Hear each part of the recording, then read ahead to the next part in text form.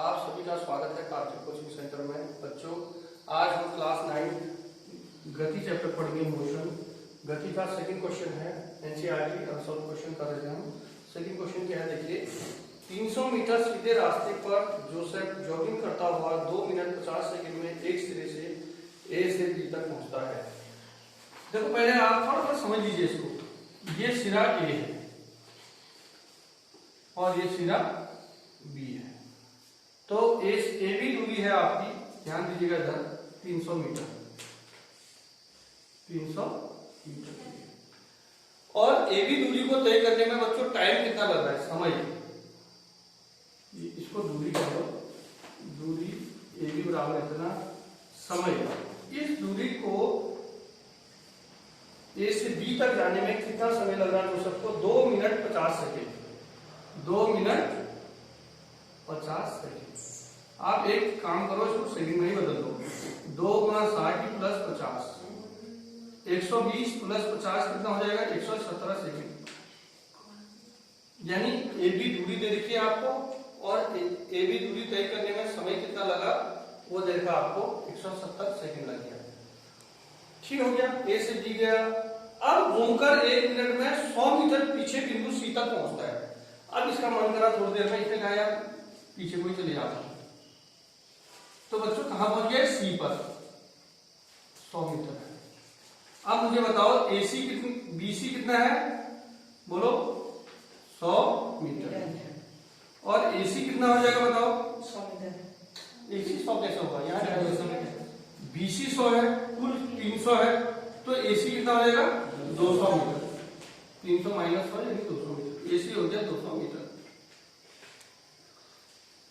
तो ध्यान दीजिए, पहले ए से बी गया, पहले पूरा समझो उसको, फिर बी से बोलो वापस, ये टी ए बी लिख दो इसको और अच्छा समझिए।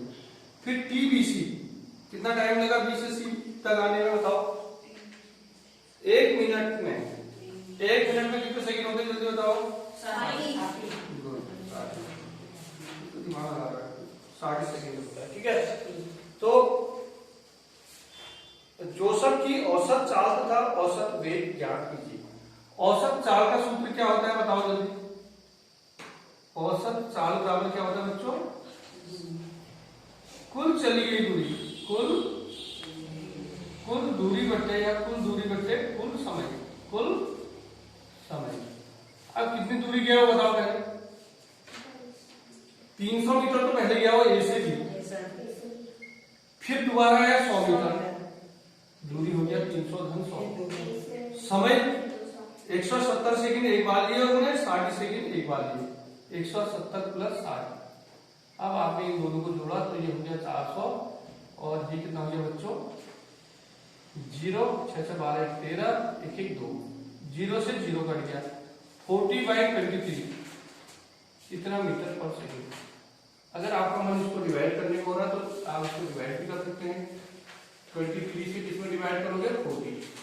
23 बन जा 23, माइनस करोगे तो 17 आएगा, 0, फिर यहाँ पॉइंट लगेगा। अब कितनी बार जाएगा देखो, 25 जा बताइए 100, 26 जा 120, 27 जा 7 बार, 7 3 जा 21, 7 2 जा 14, 14 और 2 16, तो कितनी डिवाइड हो गया, 161, 7 या 21, 7 गुना 14 तो 16। फिर कितना बचेगा बच्चों, 9। अब कितनी बार जाएगा बताओ, 4 बार 92 आ जाएगा, 3 बार करेगा, 3 3 जा 9, 3 2 जा 6, 69 आ गए, और माइनस करोगे तो 121, इसे ज्यादा रहेगा तो 1.73 लिख दो अप्रोक्सीमेट। ठीक है, ये आपके समझ में आया अच्छे से। 1.73 औसत चाल आ रही है। ठीक है बेटा, इधर को बैठिएगा, लिखने जाता हूँ, थोड़ा ध्यान दीजिए ना, तो कल एग्जाम होगा, यही क्वेश्चन होगा, ये भी नहीं आएगा आज का है। तो ये आ गया आपका औसत चाल।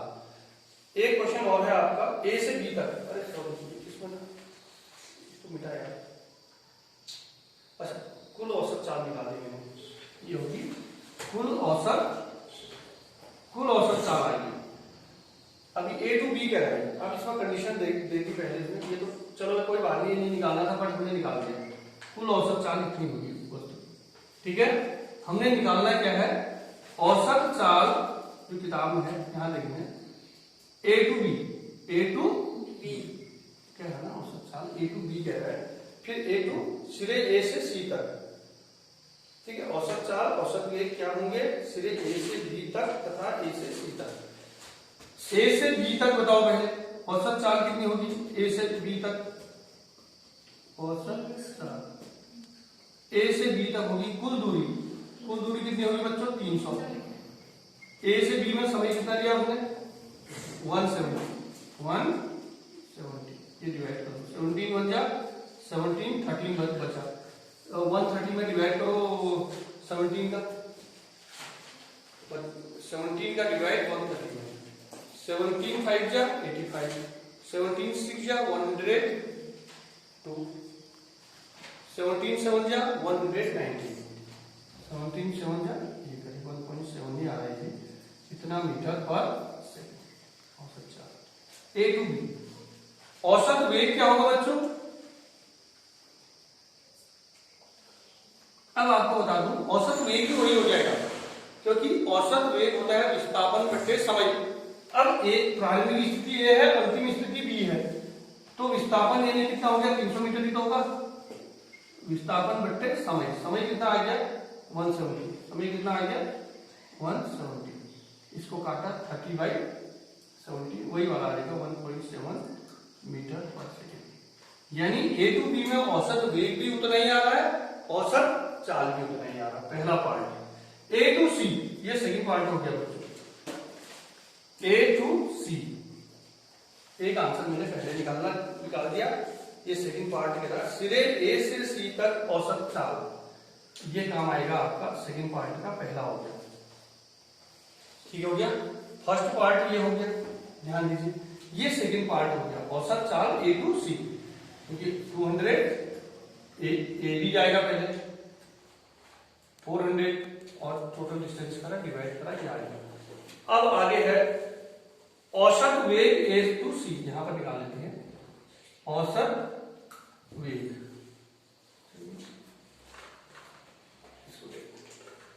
औसत वेग।